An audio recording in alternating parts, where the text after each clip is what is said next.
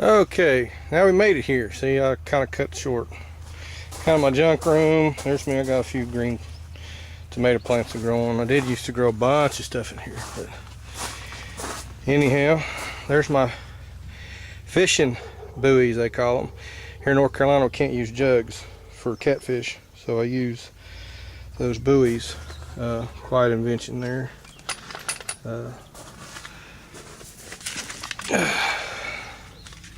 Kind of cool. I hadn't gotten in trouble yet with them, so they must be legal. Anyhow, this is a lock nut. See, it's kind of odd shaped, and that's the reason why I'm not using no lock washers on that project. I'm using a lock nut. Worked pretty good. It saves you some space there in rooms. If you're in a tight quarters and can't put a washer on it, you can lock a nut. And there's my 67 GMC ton truck. That is a true 1-ton truck, chicken. That's a 10,000 pound capacity. Actually, it's more than that now that I've modified it. You can tell it sets a lot higher in the front end. I put a front end out of a bread truck, diesel, and shoved under it. There's my winch bumper I built for this one. Custom built. It's got a hydraulic winch. See the hydraulic hoses coming up there? Yep, that's a beast. But I put disc brakes in the front of it, and I really wish I wouldn't have done that now. But disc brakes. Put this rear end under it. You see them? Look at them stack of springs right there. I built those. Look how thick. Look at the thickness of them. It took me about 3 days to build that stack on both sides. Both of them done. Day and a half for each set of springs. As you can see, I've redone the frame. Welded some more plate. Sturdied it and beefed it up. There's the inside. Put my radio console overhead. You know, wouldn't take much to finish this old truck out.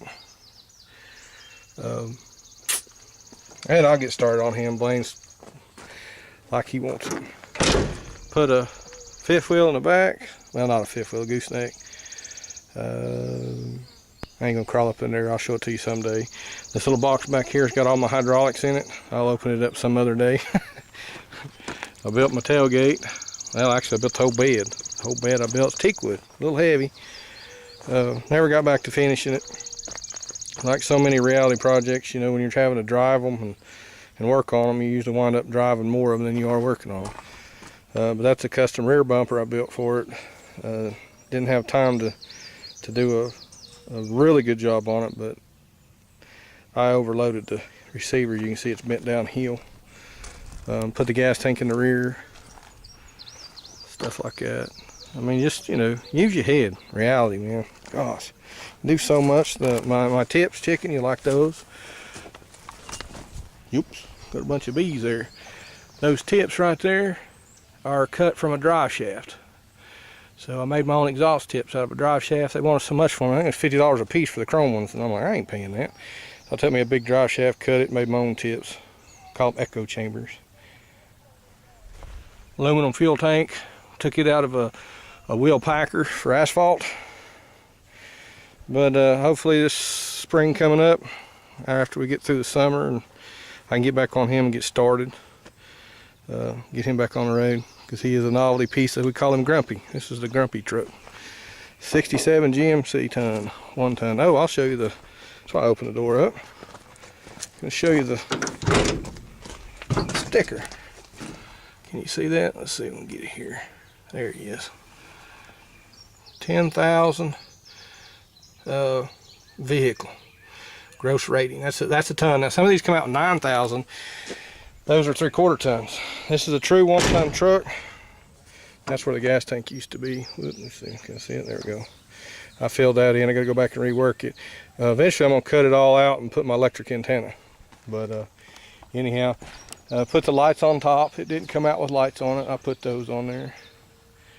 As you can see, it's kind of going downhill. Got to get in there and get saving him.